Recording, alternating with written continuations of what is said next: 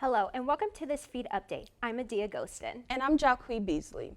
Election officials across the country continue counting votes from last week's presidential election.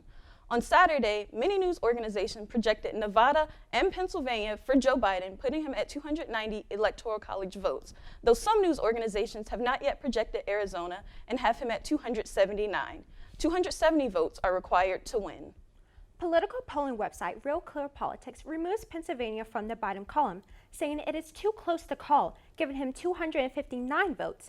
Most major news organizations have President Trump at 217 Electoral College votes. Trump has yet to concede the election.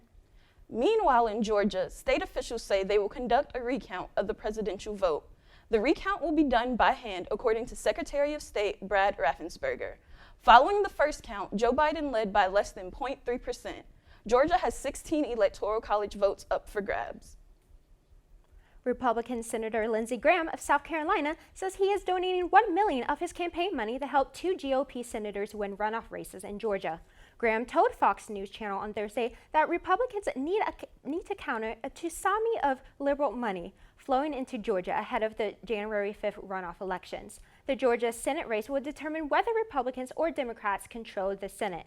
Democrats already control the House, and Democrat Joe Biden is the president-elect after beating President Trump in their White House contest.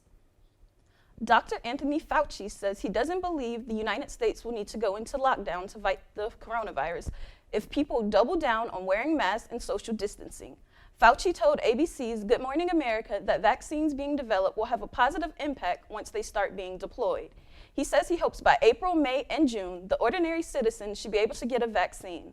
In the meantime, Fauci says to wear masks, avoid crowds, keep social distance, and wash hands. The U.S. leads the world with more than 241,000 deaths and 10 million coronavirus cases. And that's your Election 2020 feed update for today, November 12th. After this short break, we'll join Jessica for a look at more headlines from today's news. I'm Adia Ghostin. And I'm Jacque Beasley. Hey, let's check out this park.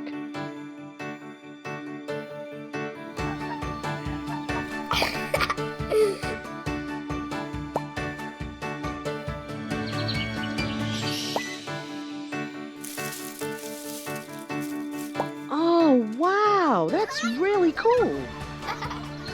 To find a great local park or forest near you, go to discovertheforest.org.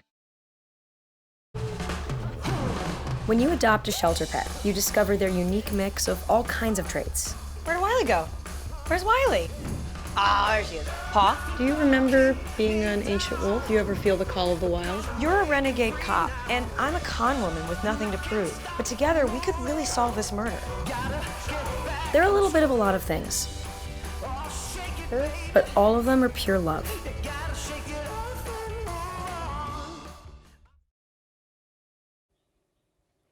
Welcome back to the Feed Update. I'm Jessica Mardian. The Fourth U.S. Circuit Court of Appeals has put a hold on newly issued permits that would have allowed the Mountain Valley Pipeline to cross bodies of water. The Roanoke Times reports the court on Monday granted a full stay after hearing oral arguments in the morning from environmental groups concerned about the pollution of nearly 1,000 streams and wetlands. The ruling means the pipeline cannot cross water bodies either by boring under or trenching through them until the Fourth Circuit rules on an underlying challenge of the permits that is not expected until next year. The City Council in Richmond, Virginia has renamed a stretch of 4 residential blocks that had been known as Confederate Avenue. The Richmond Times-Dispatch reported Monday that the street's name is now Laburnum Park Boulevard. The renaming is part of a much larger and ongoing reckoning over the city's historical ties to slavery and racial discrimination. The capital city took down nearly all of its Confederate monuments this summer in the wake of protests against racial injustice. Tropical storm Eta dumps heavy rainfall on Florida's west coast. The National Hurricane Center in Miami predicts that after coming ashore Thursday morning, Eta will move northeast across Florida. Eta briefly gained hurricane strength at midweek before weakening to a tropical storm nearing landfall. Eta first hit Nicaragua as a Category 4 hurricane, killing 120 people in Central America and Mexico before moving into the Gulf of Mexico. The number of people seeking unemployment benefits fell last week to 709,000, the 4th straight drop and a sign that the job market is slowly healing. The figures coincide with a sharp upturn in confirmed viral infections to an all-time high above 120,000 a day.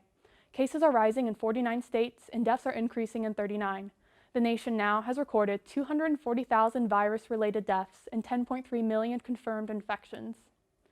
The international force that monitors the 40-year-old Israeli-Egyptian peace agreement has confirmed the deaths of 8 peacekeepers in a helicopter crash in Egypt's Sinai region. The multinational force and observers said 6 Americans, a French, and a Czech were killed. It said a 9th peacekeeper survived and was evacuated for medical treatment. The force says all indications are that the crash was an accident. The peacekeepers are responsible for monitoring troop levels and protecting free navigation in the area. 13 countries contribute troops to the force, with the U.S. providing the largest contingent. That will wrap up this edition of the Feed Update. If you have a story idea for the newsfeed, let us know. Send us an email at thenewsfeednrv@gmail.com. And as always, you can also connect with the newsfeed on Facebook and Twitter. Thanks for watching. I'm Jessica Mardian.